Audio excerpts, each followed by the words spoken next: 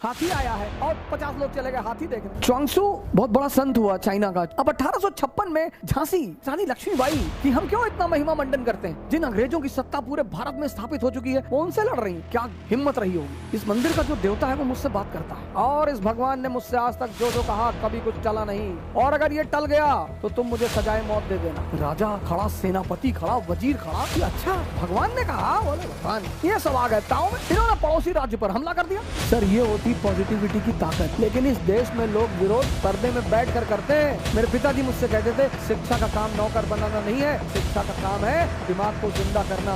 Austria ने France पर हमला कर दिया। सिचुएशन देखिए सर, घर में आग लगी है, पड़ोसी ने हमला कर दिया। मैं भगवान का आशीर्वाद दिया हुआ बेटा, मैं ना हारूंगा। आर्मी तो ताव में आ गई थी, अरे ये भगवान का आशीर्वाद दिया हुआ बेटा है। जापान का एक समुराई था यामागाटा, बहुत फेमस समुराई, तलवारबाजी में उस आदमी के सामने कोई था ही नहीं जापान में। मतलब सचिन तेंदुलकर से रिक्शा वाला ये कहते कि हम तुमको बॉलिंग करेंगे, ये हमारे दुश्मन इंतजार कर रहे हैं सर। भारत अंदर से कोलैप्स करे और हम कूद पड़े भारत पर। इस देश में लोगों को देखने जाने की बड़ी आदत है। हाथी आया है और 50 लोग चले गए हाथी देखने। पता लगा पागल होकर दौड़ गया, उसमें से 20 मर गए। कहीं राजा जी ने हाथी मंगाया था तभी हम मरे थे। वे देखने भी तो तुम ही गए थे। च्वांगसू बहुत बड़ा संत हुआ चाइना का। च्वांगसू चाइना छोटे छोटे राज्यों में बटा हुआ था उस वक्त। तो एक राज्य दूसरे राज्य पर, च्वांगसू जिस राज्य में था वो छोटा सा राज्य था, तो उसके बगल वाला जो बड़ा राज्य था, बड़ा ताकतवर राज्य था, जो इसके राज्य का मित्र था, उसने पता नहीं किसी बात पे नाराजगी हुई और उस ताकतवर राज्य ने च्वांगसू के राज्य पर हमला कर दिया। अब राजा को तो पता था कि यार हम तो गए, छोटा सा राज्य। अब 1856 में झांसी रानी लक्ष्मीबाई कि हम क्यों इतना महिमा मंडन करते हैं, छोटा सा बिंदी भर का राज्य, बिंदी भर का, जिन अंग्रेजों की सत्ता पूरे भारत में स्थापित हो चुकी है वो उनसे लड़ रही है। क्या हिम्मत रही होगी, क्या निश्चित तौर पर वो महिला उतार रही होगी। 1856-57 जब भारत पर, पूरे भारत पर लगभग कब्जा, पूरा भारत पर कब्जा। पंजाब 1848, 1765 बंगाल, 1799 मैसूर, 1817 मराठा, 1843 सिंध, 1848 पंजाब, 1856 अवध, पूरे भारत पर कब्जा। और वो छोटी सी झांसी की रानी लड़ रही है। वो दम है सर। ऐसे ही कुछ मसला था। एक झांसी जैसा स्टेट और एक ईस्ट इंडिया कंपनी जैसे स्टेट ने च्वांगसू के राज्य पर हमला कर दिया। च्वांगसू का जो राज्य का वजीर था वो च्वांगसू से बड़ा प्रभावित रहता था। कभी कभी मिलने आता था कि सरकार, राजा महाराजा भी साधु संगत में कभी कभी बैठते हैं, थोड़ा सा आनंद लेते हैं। तो वजीर ने राजा से कहा कि यार यहाँ एक संत रहता है, मैं जब भी फंसता हूं ना मैं उससे राय लेता हूं और आज तक राय गड़बड़ नहीं हुई। राजा ने कहा ले लो, अब तो मरना वैसे भी है, ले लो। वजीर आया च्वांगसू के पास, कहा यार ऐसी ऐसी बात है, अगला राज्य तो सुनने को तैयार नहीं, लड़ाई तो होगी और हम मरेंगे। च्वांगसू एक मंदिर में रहता था, तो उसने राजा से कहा कि सुनो, इस मंदिर का जो देवता है वो मुझसे बात करता है, कल आना। और मुझसे वो रात में ही अकेले में बात करता है, कल आना, कल पूछ के बता दूंगा कि तुम्हारा क्या होगा। ठीक। दूसरे दिन वो वजीर आया मिलने, च्वांगसू ने कहा जाओ, विजय तुम्हारी ही होगी, और इस भगवान ने मुझसे आज तक जो जो कहा कभी कुछ टला नहीं, और अगर ये टल गया तो तुम मुझे सजाए मौत दे देना।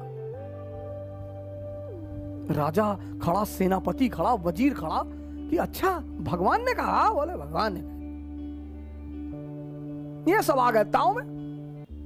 इन्होंने पड़ोसी राज्य पर हमला कर दिया, हरा दिया। सर ये होती पॉजिटिविटी की ताकत। मैं आपसे किसी का समर्थन करने को नहीं कर रहा हूं, नहीं, किसी का भी।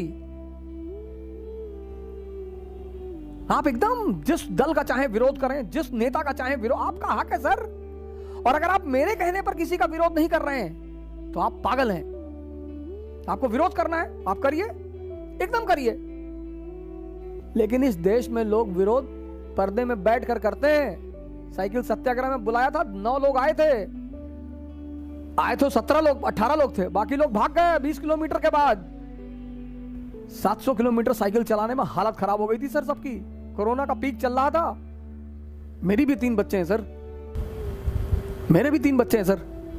यही बात सरदाना जी ने हमसे कही थी कि हम बड़े खुश हुए इस बात को देखकर कि कोई टीचर 700 किलोमीटर साइकिल चला रहा है धूप में, ह्यूमिडिटी में। खैर सर, पॉजिटिविटी में ताकत है। तो राजा जब जीत कर लौट रहा था तो राजा ने अपने वजीर से कहा कि चलो यार चौंगसू को थैंक यू तो बोल दें, कुछ तोहफा तो दे दें। उस वजीर ने कहा हाँ हाँ बिल्कुल यार चलते हैं। गया ये सब गए मिलने के लिए, वजीर, सेनापति, राजा सब गए मिलने। बुलाया चौंगसू को कि सरकार हम जीत गए। हाँ, बोले जीत गए तो हमें क्यों बताने आए हो, जाओ यहां से। अरे बोले नहीं सरकार, आपको धन्यवाद कहने आए। बोले हमें काहे का धन्यवाद कहने आए हो, लड़े तुम, मेहनत तुमने की, हमें क्यों धन्यवाद कहने आए हो। अरे बोले आपको धन्यवाद कह दें, इस मंदिर के भगवान को धन्यवाद कह दें। बोले मंदिर में कोई भगवान नहीं है, ये तो मेरी आदत है, मैं उसका नाम लेकर कह देता हूं। वो तो तुम जीत गए, तुम्हारी किस्मत। सर ये है पॉजिटिविटी की ताकत। कौन मरेगा कौन जिएगा ये किसी को नहीं पता सर, ये किसी को नहीं पता, लेकिन ये है पॉजिटिविटी की एक ताकत। एक और छोटी सी घटना सुनाता हूं पॉजिटिविटी पे। सर मुझे कोई मतलब नहीं है सर, मुझे जो करना है मैं करूंगा सर। मुझे ना तो किसी की आलोचना से डर लगता है, ना मुझे किसी की गाली से डर लगता है। डर लगता ही नहीं सर। मैं तो एक छोटे से डाकखाने के बाबू का बेटा हूं सर,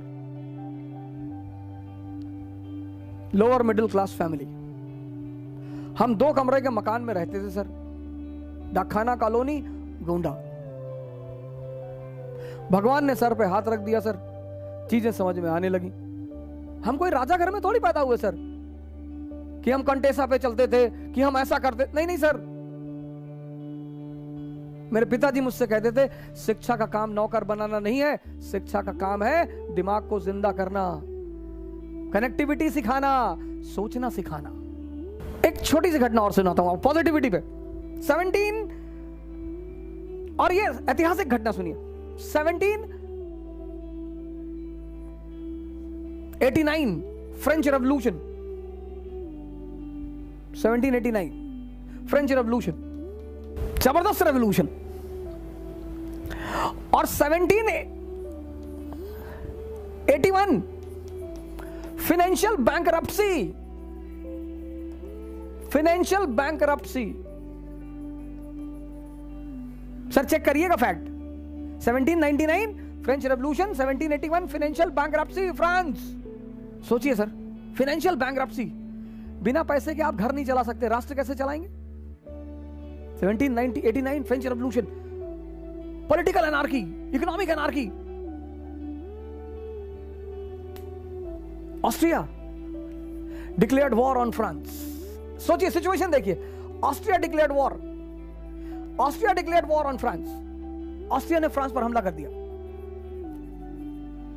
सिचुएशन देखिए सर, घर में आग लगी है, पड़ोसी ने हमला कर दिया। सर ये हमारे साथ भी हो सकता है सर। घर में आग लगी है सर, पैसा नहीं है, राजनीतिक अस्थिरता, लुई 16 को बंदी बना लिया गया सर। और उसी में एक आदमी को 1797 में आर्मी का कमांडर बनाया जाता है, commander in chief Napoleon. Army depressed, surrendered. Sir 3 general already resign कर चुके हैं सर, उसको कमांडर बना दिया जाता है ऐसी आर्मी का, कमांडर इन चीफ। आपकी तरह हमारी तरह मिडिल क्लास का आदमी, अपॉर्चुनिटी मिल गई। He goes to the army and he says to the army कि I am the son of God, blessed son of God, blessed। मैं भगवान का आशीर्वाद दिया हुआ बेटा हूं, मैं ना हारूंगा। बोला मैं हारने के लिए पैदा ही नहीं हुआ। आर्मी तो ताव में आ गई कि अरे ये भगवान का आशीर्वाद दिया हुआ बेटा है। और फिर एक तो उसने हिम्मत दी अपनी सिपाहियों को, और सपना दिखाया। उसने कहा ये Gujarat, Italy, land of prosperity, wealth, आओ मेरे साथ, ले चलूं। तुम खाने बगैर मर रहे हो ना, तुम्हारे पास खाना नहीं है ना, आओ आओ चलो। अरे सेना तो आ गई ताव में, कूद गए इन लोगों ने, ऑस्ट्रिया की गर्दन पकड़ ली, हरा दिया ऑस्ट्रिया को। ट्रीटी ऑफ कैंपो फोर्मियो 1797 पढ़ना सर, आज विकिपीडिया में डालकर सलाम करोगे नेपोलियन को सर। ये होती है पॉजिटिविटी। इलेक्शन में वोट देने जाओगे तो हमसे पूछ के जाओगे, इसको देना होगा देना। अभी उस पर भी आ रहा हूं, इलेक्शन पे भी, आज इलेक्शन पे भी चर्चा करूंगा। ये होती है सर पॉजिटिविटी। ये देखो, चेक करना सर। तुम कहते हो पॉजिटिविटी फैलाने से क्या होगा। जापान का एक समुराई था, तीसरी घटना सुना रहा हूं सर आपको। जापान का एक समुराई था, यामागाता, बड़ा फेमस समुराई।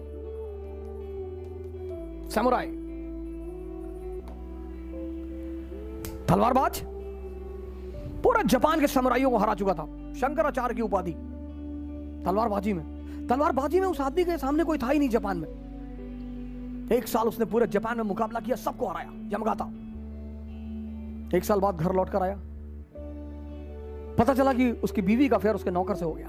उसने अपने नौकर से कहा कि आज शाम को मेरा और तेरा मुकाबला होगा तलवारबाजी का, और अगर तू जीत गया तो बीवी भी तुम्हारी और सारी संपत्ति भी तुम्हारी। अरे उस नौकर ने कहा कि मालिक ऐसे ही मार डालिए, आप पूरे जापान के समुराई हैं, हम लड़ेंगे आपसे। मतलब सचिन तेंदुलकर से एक रिक्शा वाला ये कहते कि हम तुमको बॉलिंग करेंगे, और वो भी ऐसे। शोएब अख्तर को हंट करता था वो आदमी, शेन वॉर्न को हंट करता था वो आदमी। उसने कहा नहीं ऐसे नहीं, कल शाम को तलवारबाजी होगी, स्टेडियम में मिलना। अरे बोले मालिक, बोला कुछ नहीं, सुनना ही नहीं। कल शाम को तलवारबाजी होगी, वहां अगर तुम मुझे हरा ले गए तो सारी संपत्ति तुम्हारी, बीवी तुम्हारी। जापान बुद्धिस्टों का देश है, बुद्धिस्ट संतों का। वो नौकर निकला, कोई सामने बुद्धिस्ट संत उसको टकरा गया। उसने कहा महाराज कल मरने जा रहा हूं। बोला कैसे? क्योंकि मौत तो किसी को पता नहीं होती, तुम्हें कैसे पता है? कहा सरकार। तो फिर उसने सारी कहानी सुनाई। कहा सरकार ऐसी ऐसी बात है, और कल तो ये मुझे मार डालेगा। तो उस बुद्धिस्ट संत ने कहा कि तुम चाहो तो बच सकते हो। कहा कैसे सरकार? कहा कल का इंतजार क्यों कर रहे हो, आज तलवार उठा लो और जाके अभी बस अभी जाके जितनी गाली दे सकते हो दो, निकल बाहर। यामागाता इसको इस संत से बात करते हुए देख रहा था। देखना कहानी का, यामागाता देख रहा था। और ये गया बाजार में, इसने तलवार खरीदी और लौट के आया, दरवाजे पे कहा कि निकल। यामागाता को लगा कि यार इस बंदे की औकात नहीं मेरे सामने बोलने की, वो मुझे निकल कह रहा है, गाली दे रहा है। शंका बैठ गई मन में। निकला तलवार लेकर बाहर, उठाई तलवार उसने। तब तक इसने घुमा के मारा एक हाथ, यामागाता के हाथ से तलवार छूट गई। यामागाता सन्यासी हो गया। डॉक्टर्स कभी किसी को कहते नहीं है कि तुम मरने जा रहे हो, कहते हैं अब दुआ करिए। कभी किसी डॉक्टर को आपने किसी से सुना नहीं होगा, क्योंकि मिरेकल जो है सर, परमात्मा, भगवान, अल्लाह, गॉड। ये दिव्यांश चोयाल, राजस्थान का लड़का, 94 year old man sir, 400 sugar. ये समय है सर एक दूसरे की हिम्मत को बांधने का सर, एक दूसरे को बचाने का सर। अगर मुझे गाली देकर तुम्हारी सरकार बदल जाती हो तो तुम दे लो, तो हमको 2-4 हजार दे लो। अगर मुझे गाली देकर तुम्हारे कष्ट दूर हो जाते हैं, मैं खड़ा हो जाता हूं, 10 मिनट दे लो, पर शर्त यह है कि तुम्हारे कष्ट दूर हो जाए।